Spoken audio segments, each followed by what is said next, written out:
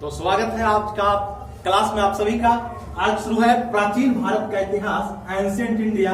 और ancient India में प्राचीन भारत का इतिहास में पहले नंबर पे आता है प्राग ऐतिहासिक काल। ये प्राग ऐतिहासिक काल उसी काल को कहा जाता है बाबू, समझ गए? Yes sir. क्या नाम है आपका? Prince Kumar. You? Nitish Kumar. And you? Amit Kumar. क्या बात है। देखिए, और सौरभ जी, प्राग ऐतिहासिक काल इसी काल को कहा जाता है। प्राचीन भारत के इतिहास को प्राग ऐतिहासिक काल पहला आया सिलेबस का पहला टॉपिक। ये आदि मानव का काल रहा था। जनरली समझ गए, सामान्यतः ये आदि मानव का काल रहा था। इस काल में आदि मानव क्या करते थे? आखेट और फूड संग्रह पे निर्भर करते थे, भोजन संग्रह पे निर्भर करते थे, शिकारों पर निर्भर करते थे। इस इतिहास की जानकारी कैसे मिलती है?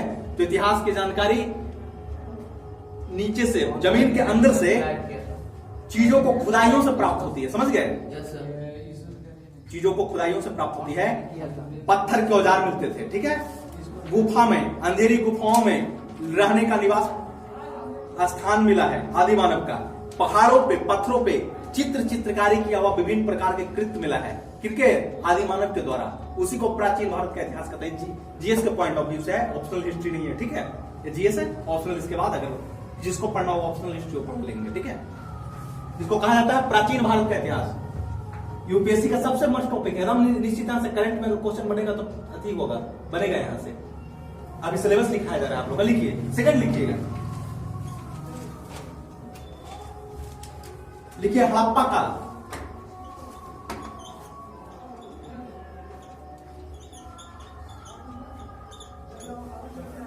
हड़प्पा काल 2350 से लेकर 1750 तक। एग्जैक्ट ट्रेस यही है, डेट यही है। कार्बन डेटिंग के माध्यम से जो पता चलता है ना, वो 2350 से 1785 है। इसको ताम्रपाषाण काल, ताम्र युग कहते हैं। कांस्य युग कहा जाता है इसको, कांसे का, ठीक है। कांस्य युग इसलिए कहा जाता है ना कि कांसे की बर्तन का, कांसे धातु का प्रधानता था इसमें।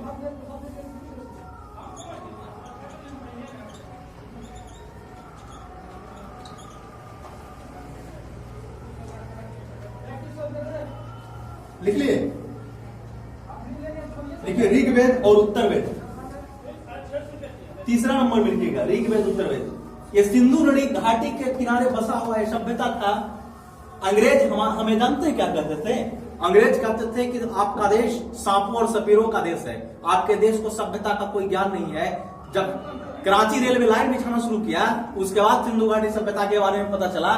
खुदाई जब करने लगा ना, तो ईंटों की जरूरत पड़ती है अंग्रेजों को। और जब ईंटों की जरूरत पड़ती है तो ईंट जब निकालने लगे खोद करके, तो देखा कि ये बहुत बड़ी सभ्यता है।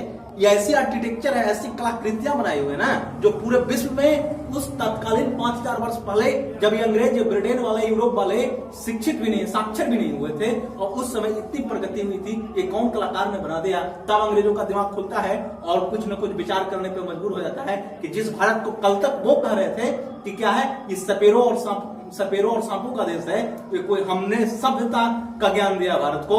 आज उनको सभ्यता का अनुमान हो गया कि भारत की सभ्यता क्या है। और दो व्यक्ति थे, कौन थे? दयाराम साहनी और राखलदास बनर्जी, है ना। ये दो व्यक्तियों के नेतृत्व में ही इसको क्या किया गया, गठन किया गया। और हड़प्पा सभ्यता, राम राखलदास बनर्जी थे इसका, सिंधु घाटी सभ्यता का। और हड़प्पा सभ्यता के व्यक्ति कौन थे? दयाराम साहनी। इन्हीं के नेतृत्व में इस दोनों जगह की खुदाई शुरू होता है। समझ गए? तो सिंधु घाटी की सभ्यता, हड़प्पा काल 2350 to 1750, कांस्य युग भी इसको कहा जाता है। कांसे की प्रधानता इस काल में, इसको ही आद ऐतिहासिक कहा जाता है, जो पिछले बार में लिखवा दिए थे। यानी कि यहाँ की लिपियां मिली, लेकिन इस लिपियों को पढ़ा नहीं गया, है ना। आगे लिखेंगे ऋग्वेद और उत्तरवेद। ऋग्वेद और उत्तरवेद।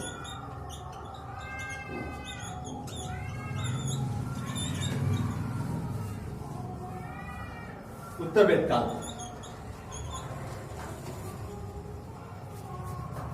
आगे लिखिएगा प्राचीन धार्मिक आंदोलन। प्राचीन धार्मिक आंदोलन।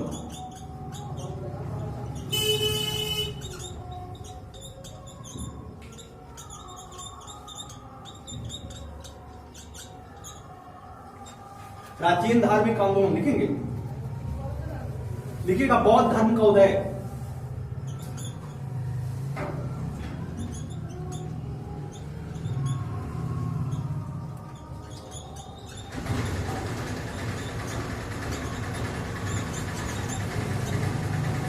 बौद्ध धर्म का उदय लिखेंगे। प्राचीन धार्मिक आंदोलन उसी समय था ना। ऐसा कहा जाता है ना कि ब्राह्मणवादी कर्मकांड व्यवस्था की प्रधानता जब हो रही थी ना, तो इसी को काउंटर करने के लिए और बैलेंस करने के लिए, संतुलन बनाने के लिए क्या चीज का उदय होता है? बौद्ध धर्म और जैन धर्म और अनेक धर्म होते हैं और अपनी विचारधारा को प्रसारित करते हैं और लोगों को एक नई दिशा और दशा की ओर ले जाते हैं। इसी को प्राचीन धार्मिक आंदोलन के रूप में जाना जाता है और उसके बाद बौद्ध धर्म का उदय होता है। ठीक है, इतना तक लिखिए। उसके बाद देखिए जैन धर्म का उदय, यहां पे लिखते हैं जैन धर्म का उदय 6 नंबर।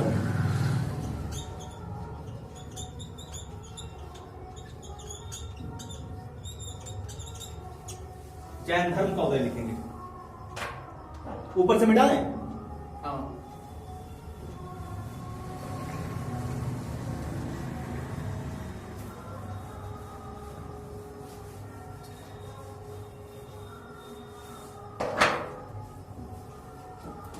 लिखिए महाजनपद का।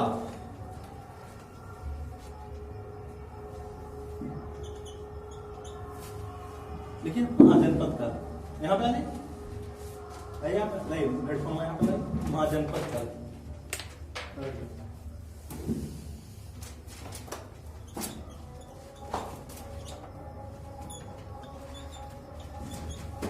सोलह महाजनपद के बारे में पढ़िएगा, जिसमें 3 था बिहार में।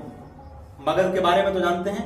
मगध एक ऐसा साम्राज्य था उस समय जो अपने इतिहास को इस प्रकार से बताता है कि मगध ही केंद्र बिंदु था पूरे भारतवर्ष का। और भारत मगध के टाइम में जानते हैं, सेंट्रल एशिया से लेकर के, ईरान से लेकर के, उधर इंडोनेशिया से लेकर के, जावा से लेकर सुमात्रा से लेकर श्रीलंका तक, नेपाल तक, पूरा मगध डोमिनेंस में था। पूरी मगध अधीनस्थ था किसको? एक सम्राट के अधीन था। एक सम्राट ही डोमिनेट करता था, चाहे जो सम्राट आ जाए, चंद्रगुप्त मौर्य आ जाए, अशोक आ जाए, बिंदुसार आ जाए, या उसके पहले धनानंद जो भी है, जो भी कर लीजिए वो आ जाए, वो एक ही केंद्र बिंदु के अंदर स्थित था। वही महाजनपद काल जिसमें मगध की प्रधानता थी। हांग, मगध, काशी, कोसल, बज्जी, माल, चेदी, वत्स, कुरु, पांचाल, गंधार, अकस्मत, सुरसेन, अवंती, ये इतने सारे महाजनपद थे। कुल मिलाकर 16 महाजनपद थे।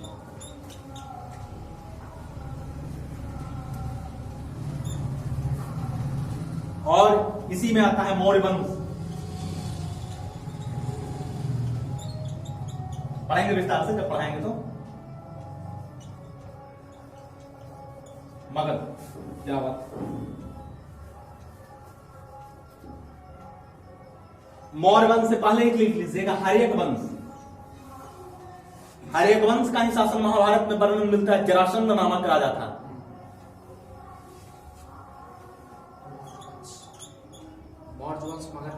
हाँ, इससे पहले हर्यक वंश लिख लीजिएगा, ठीक है, यहाँ पर कर दिया है। उसके बाद ये मौर्य वंश।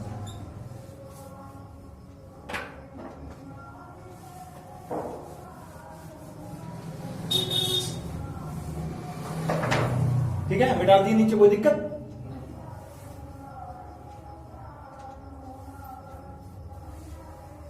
एक बहुत बड़ी घटना, विचित्र घटना घटा था।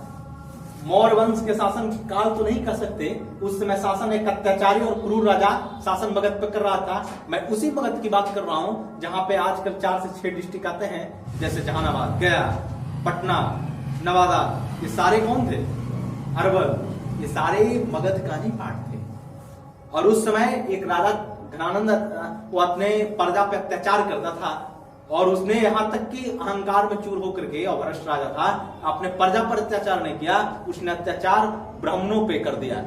उसमें एक ब्राह्मण थे, उनका नाम था चाणक्य। जानते हैं ना आप लोग? चाणक्य का नाम जानते होंगे। वो चाणक्य एक आचार्य होने के नाते, एक ब्राह्मण होने के नाते करुणा दया की भावना आती है मगध के लोगों को देखने के बाद, जिन प्रजा के ऊपर धनानंद अत्याचार कर रहा था यहाँ का राजा या धनानंद। तो कहते हैं कि भाई प्रजा भूखी मर रही है, तुम कर चुका रहे हो और डेड बॉडी जलाने की भी इतना मनमानी ढंग से कर लेते हो, ये तो कोई समस्या का समाधान नहीं है। आप तो समस्या का समाधान करने के लिए हैं, लेकिन आप आओ आगे बढ़ा रहे हैं समस्या को। और कहते हैं कि सिकंदर जो है मैसेडोनिया मकदूनिया कहा जाता था उसमें, मैसेडोनिया यूनान को, वो सिकंदर जो है आक्रमण करने के लिए आ रहा है, महाराज कुछ तो कीजिए। तो घनानंद कहता है कि तू हमें नीति और रीति समझाएगा, इसको उठा के फेंको, कौन ब्राह्मण आ गया है सिक्का बांधने वाला। तो कहा इसको सिक्का बांध कर दो बाहर उठा करके। वही चाणक्य का अपमान होता है और चाणक्य शपथ लेता है कि तुम्हारी मगध को उखाड़ करके फेंकेंगे, और चंद्रगुप्त नाम मौर्य नाम का एक लड़का को तैयार करना शुरू कर देते हैं। तक्षशिला विश्वविद्यालय जो है पाकिस्तान पेशावर साइड में है, वहां से, ठीक है। उसी मगध के बारे में पढ़ना है और सिकंदर का आक्रमण यहां पर कर लीजिएगा।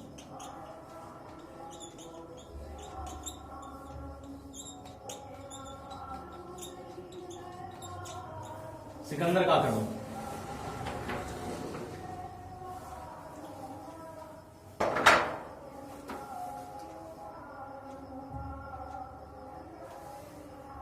चंद्रगुप्त मौर्य, बिंदुसार, अशोक। अब इसी मौर्य वंश में चंद्रगुप्त मौर्य,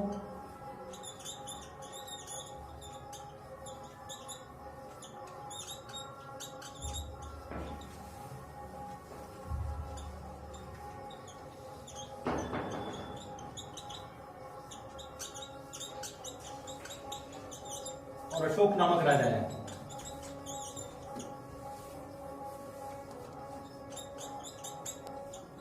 वैसे राजा तो बहुत थे, लेकिन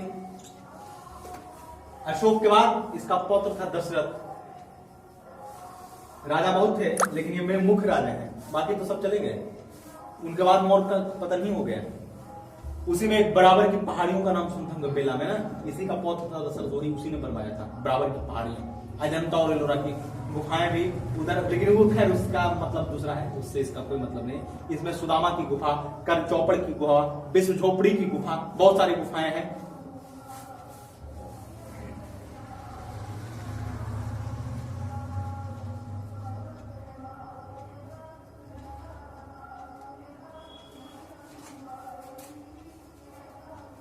लिख लिए, लिखिए शुंग वंश,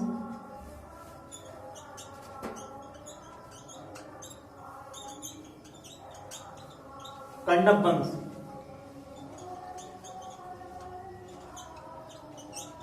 सातवाहन वंश और आंध्र सातवाहन वंश।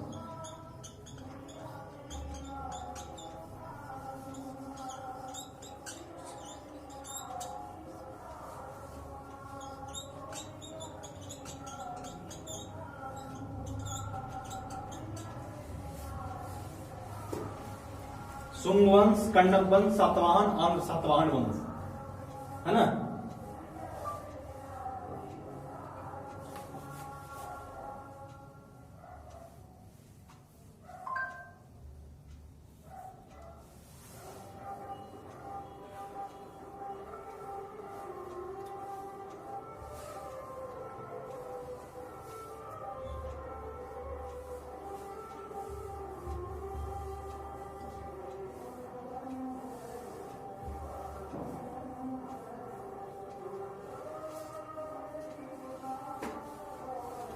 लिख लिए।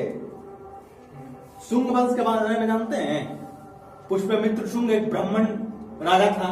जब देखता है कि बौद्ध धर्म का प्रगति होता है और इस धर्म को ढका छुपाया जा रहा है, इस धर्म की अवनति हो रहा है, तो इसमें पता है क्या करता है, इसने अशोक का जो पौत्र था ना, उसकी गला को धड़ से अलग कर देता है और अपने साम्राज्य को हासिल कर लेता है। एक मंत्री पद पर सुशोभित था इसी वंश में, शुंग वंश का राजा पुष्यमित्र शुंग, और शुंग वंश का निकलता है। उसके बाद कण्डप वंश, सातवाहन वंश, इसमें भी गौतमी पुरुषार्थकर्णी वगैरह का नाम आएगा, बताएंगे आगे विस्तार से, ठीक है। सिलेबस के बाद आगे लिखिए।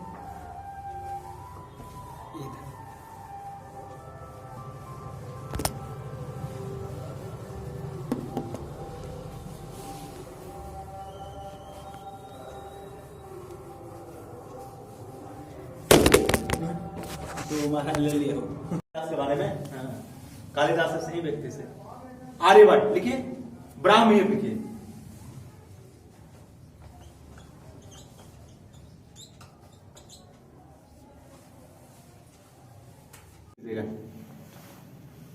पूर्व मध्यकाल लिखिए, पूर्व मध्यकाल,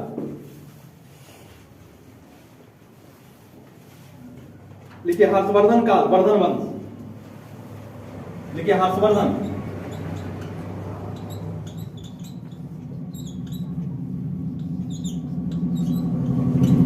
वर्धन वंश।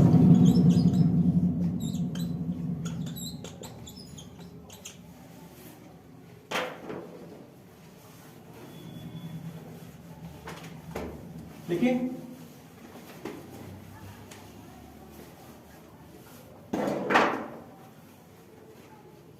लिखिए राष्ट्रकूट।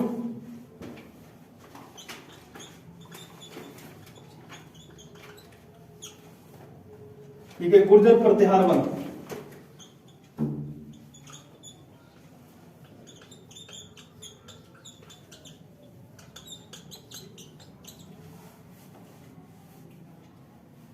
लिखिए पल्लव वंश, दक्षिण भारत में आ रहे हैं।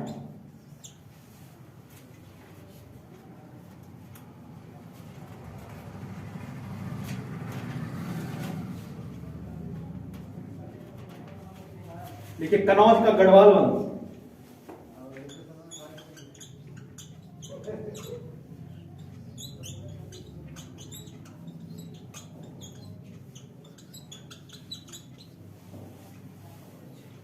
लिखिए दिल्ली का चौहान वंश।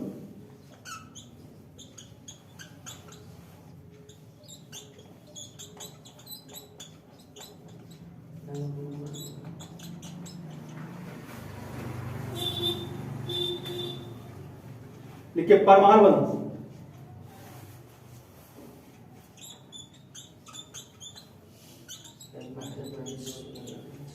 लिखिए परमार वंश, हाँ कन्नौज।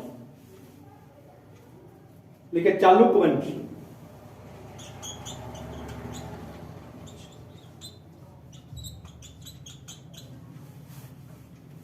लिखिए पाल वंश।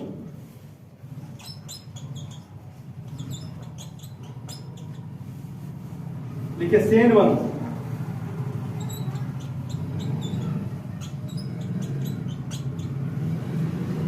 लिखिए हिंदुशाही वंश। हिंदुशाही वंश, सॉरी, हिंदुशाही वंश, हिंदुशाही वंश।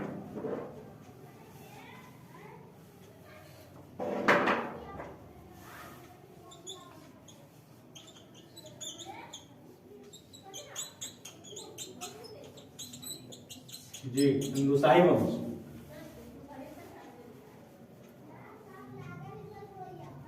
लिख लिए?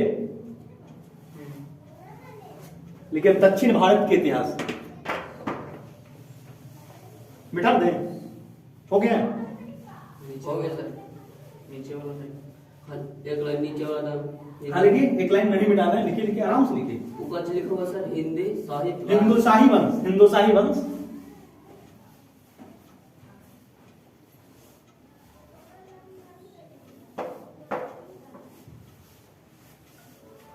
हिंदुशाही वंश।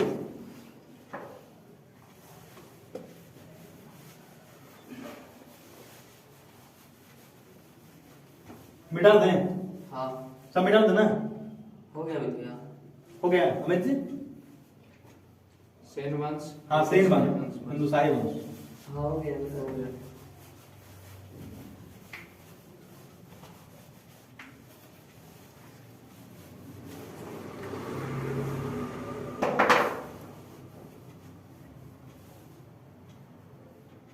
लिखिए दक्षिण भारत का इतिहास।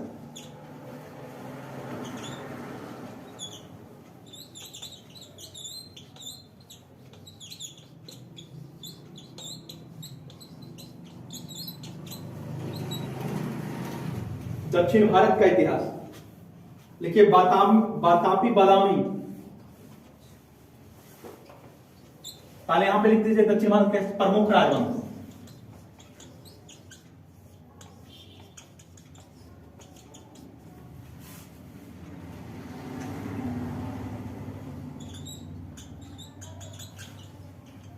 बातापी बादामी का चालू।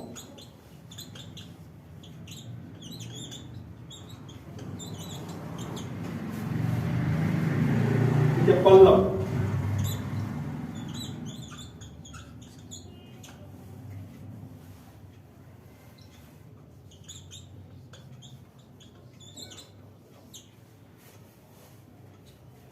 देखिए पांड और चोल,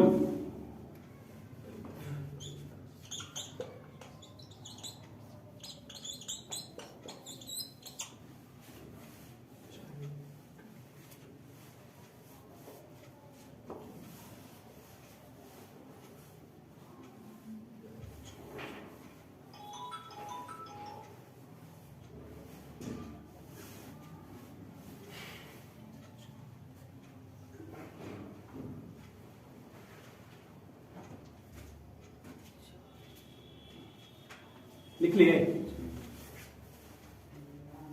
ये सारे दक्षिण भारत के राजवंश का सिलेबस है ना।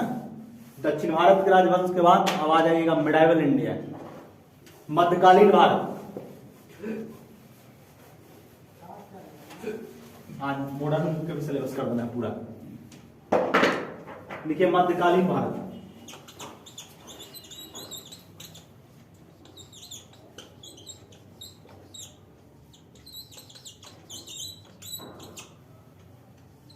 सौरभ जी कने गला, यहां पे थोड़ा सा मार्कर में आती भरिए तो इंक, और मेरे लिए एक बोतल में जरा सा पानी की बोतल ये बदल दे।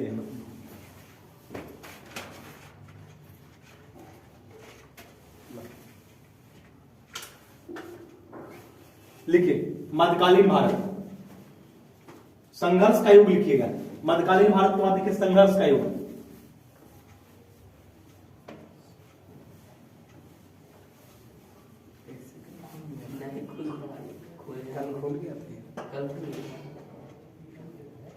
उल्टा पुल्टा एरो का चिन्ह दिखा। संघर्ष का युग लिखे। लिखिए मोहम्मद बिन कासिम का आक्रमण लिखिए,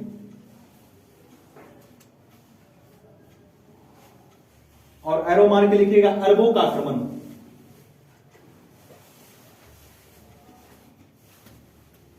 अरबों का आक्रमण।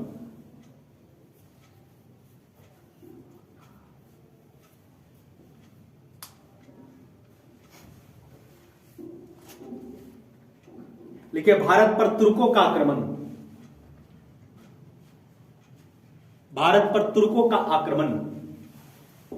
ठीक है, गुड।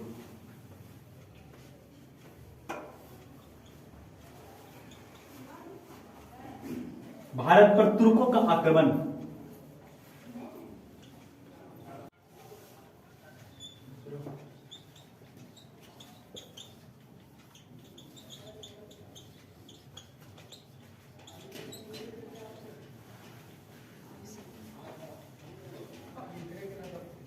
मोहम्मद गौरी का आक्रमण लिखे। मोहम्मद गौरी का आक्रमण।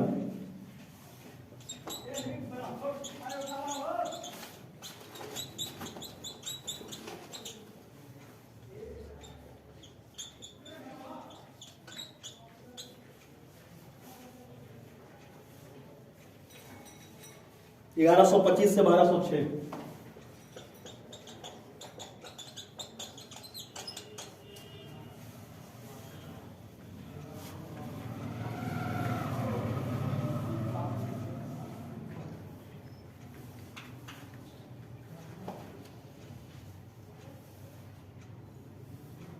एक 1021 से 1023।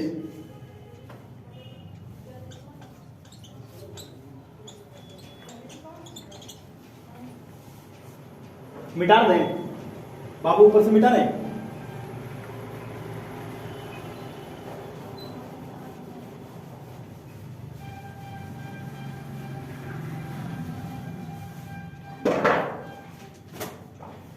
देखिए दिल्ली सल्तनत बड़ा इंटरेस्टिंग है,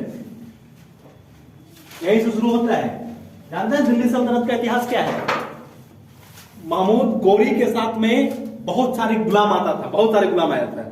उसमें से दो गुलाम बहुत प्रसिद्ध था। एक का नाम था कुतुबुद्दीन ऐबक और एक का नाम था बख्तियार खिलजी। ये दोनों गुलाम मोहम्मद गौरी को युद्ध में सहायक के रूप में साथ दे रहा था। ठीक है, हेल्पर की तरह काम कर रहा था। तो बख्तियार खिलजी जानते हैं क्या करता है? युद्ध लड़ते लड़ते वो बहुत आगे निकल जाता है और बिहार तक आता है और नालंदा विश्वविद्यालय पे अटैक करता है, आक्रमण करता है और नालंदा विश्वविद्यालय पर अटैक करने के बाद जानते क्या करता है, पूरे नालंदा विश्वविद्यालय को तो जलाता ही है, तहस नहस करता है। नालंदा विश्वविद्यालय की लाइब्रेरी में आग लगा देता है और 6 महीना तक लाइब्रेरी चलता रह गया था। इतना बेवकूफ, मूर्ख और क्या बदतमीज था ये। भारत के इतिहास को न सिर्फ खत्म किया, इसने बता दिया कि आगे आने वाला पीढ़ी कोई शिक्षा भी प्राप्त नहीं कर सकता पूरी दुनिया में। अरे मूर्ख आदमी, इतना तो कम से कम जरूर सोचना चाहिए था कि तुम जिसको नष्ट कर रहे हो, आगे आने वाला पीढ़ी कम से कम ज्ञान प्राप्त कर सके क्या है। तो जैसे ज्योतिष विद्या सीखा ना भारत से अरब लोग, तो अरबों को भी फायदा हुआ कि नहीं हुआ? तो बहुत ही सीखने का था, लेकिन वो सारे पुस्तकालय में आग लगा सभी चीज को जला दिया। इतना बदतमीज था वो, समझ गए? ये मिट गया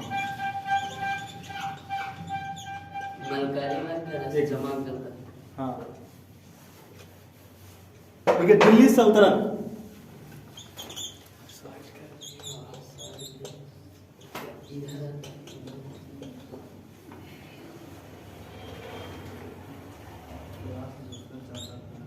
दिल्ली सल्तनत देखिए 1206 से लेकर के 1526 ईस्वी, 1206 से लेकर के 1526 ईस्वी।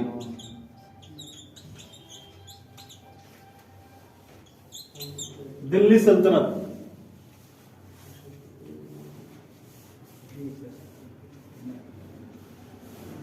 गुलाम वंश लिखिए, गुलाम वंश।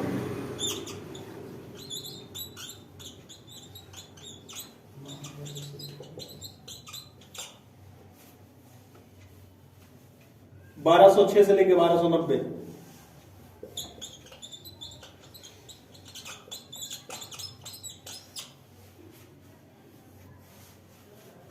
ठीक है, खिलजी वंश, गुलाम वंश का 11 शासक।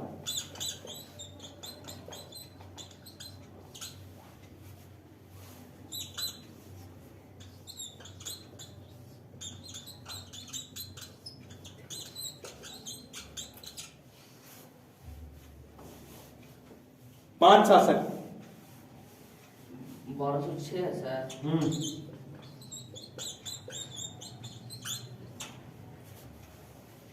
1206 से लेकर के 1290।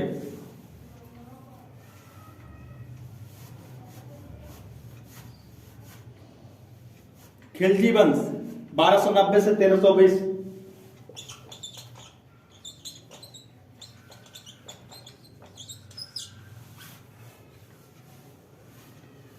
लिखा देना डेट, और जो छूटा है डेट ना, वो हम जब सिलेबस स्टार्ट करेंगे तो लिखा देंगे यार, अति नहीं रहा तो थोड़ा सा जल्दी जल्दी करवाना चाह रहे थे, इसी में वो डेट नहीं, लेकिन जब भी हम शुरू करेंगे ना एक बार एक टॉपिक तो हम सब डेट लिखवा देंगे।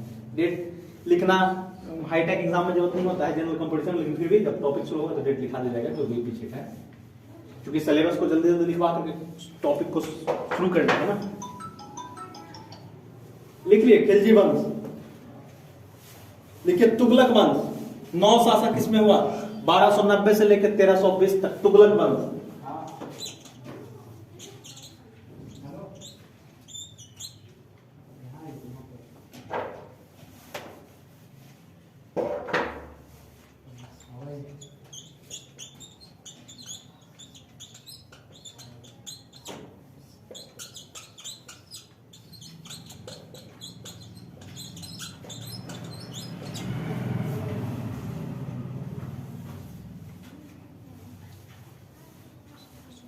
लिखो सैयद वंश। चांद पर आ गई मोबाइल।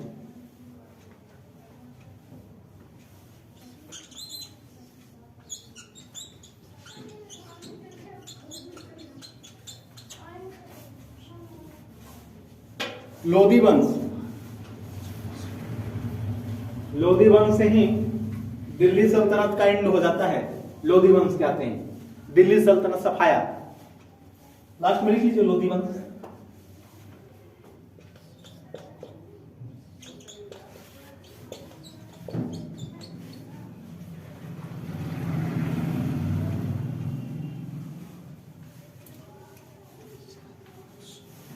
मिटा दें।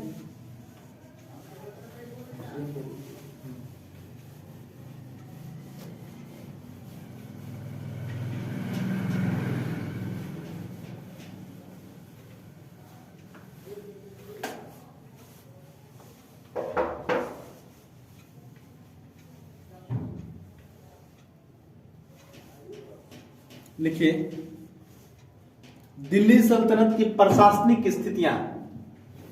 दिल्ली प्रशासन एकदम पढ़ना ही पढ़ना है सबका, नहीं प्रशासन पढ़ेगा तो कुछ नहीं, लूसेंट ऑफ स्पीडी रटने से कुछ नहीं होता है। दिल्ली सल्तनत की प्रशासनिक स्थितियां। अभी लोग जानेंगे ना प्रशासन क्या था, सेना को क्या कहते थे, कैसे चलता था, कितना कर व्यवस्था था, कैसे कर लगाया जाता था, यह सब तो मैंने टेक्निकल चीज है इसका। जैसे मौर्य प्रशासन पढ़ेगा तो उसमें पढ़ेगा चाणक्य का सप्तांग का सिद्धांत।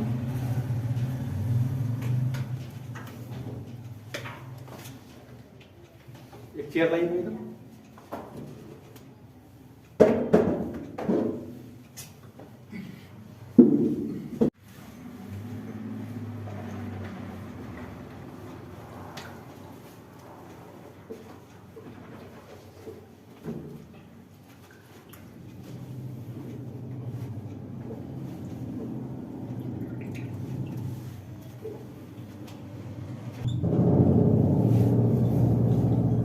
दिल्ली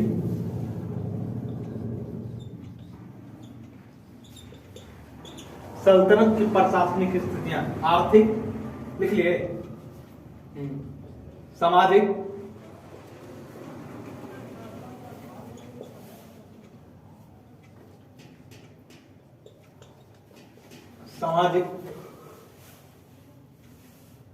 सांस्कृतिक,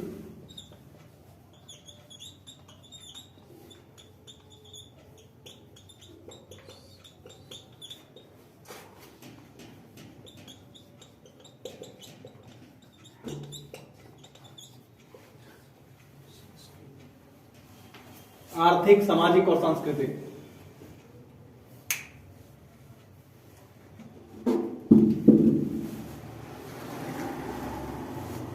लिख लिए, लिखिए सूफी भक्ति आंदोलन, इसी में है सूफी भक्ति आंदोलन। इसको मिटा दो बाबू। लिखिए सूफी भक्ति आंदोलन, सूफी भक्ति आंदोलन।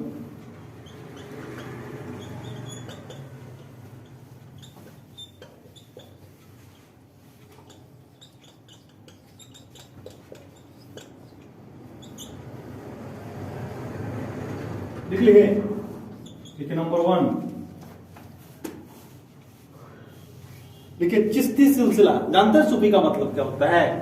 सूफी का मतलब होता है सफा, अर्थात नृत्य संगीत के माध्यम से भगवान को याद करना। ठीक है, चिश्ती सिलसिला।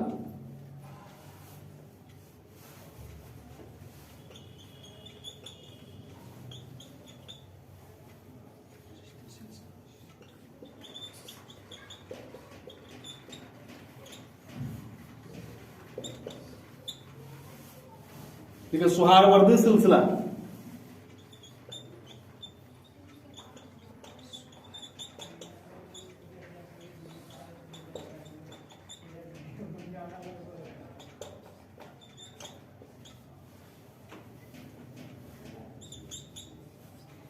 सुहारवर्दी सिलसिला।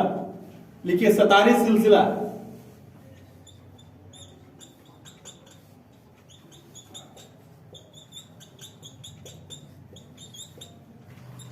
लिख लिए कादरी सिलसिला। लिखिए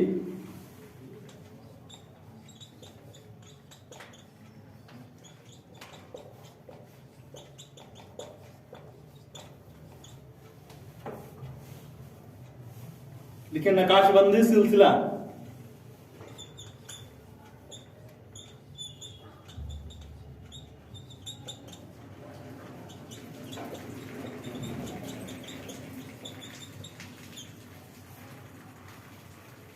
लिख लिए सौरभ जी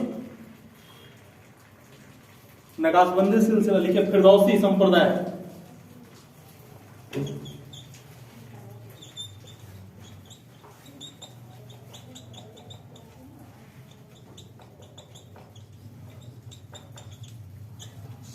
फिरदौसी संप्रदाय लिख लिए।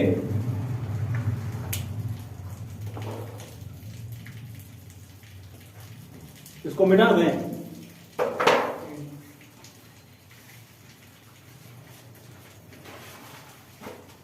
लिखिए भक्ति आंदोलन।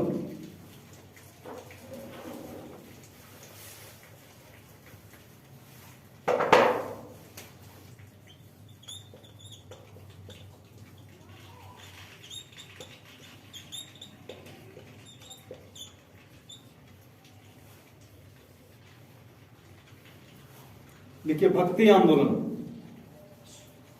लिखिए अलवार शाखा।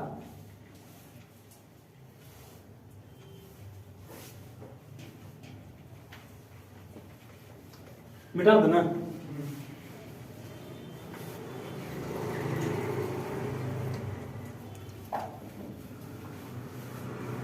देखिए अलवार शाखा।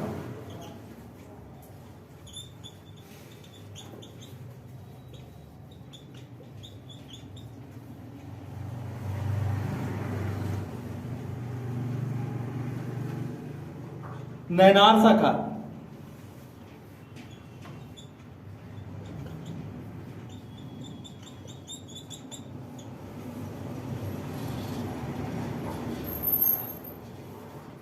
शगुन भक्ति शाखा, निर्गुण भक्ति शाखा।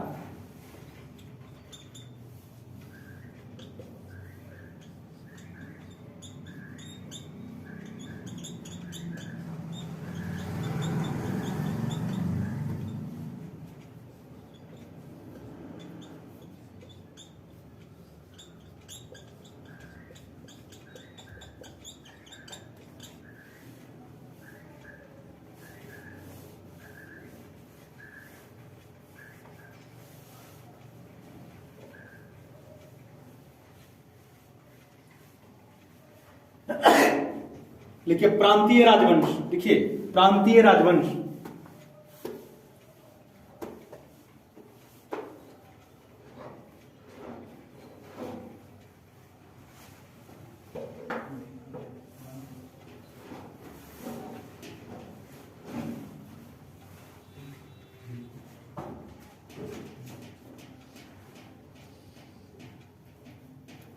और लिखिएगा क्या? बस कर दें।